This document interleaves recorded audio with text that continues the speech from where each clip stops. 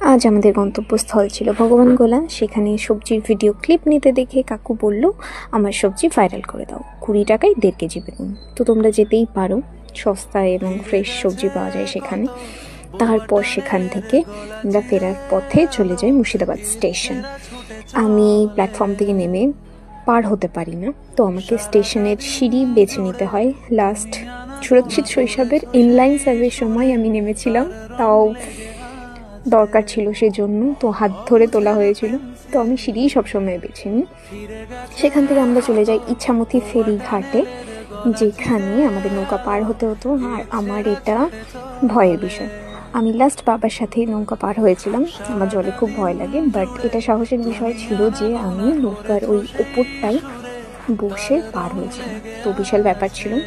তো আজকে এইটুকু, বাই বাই।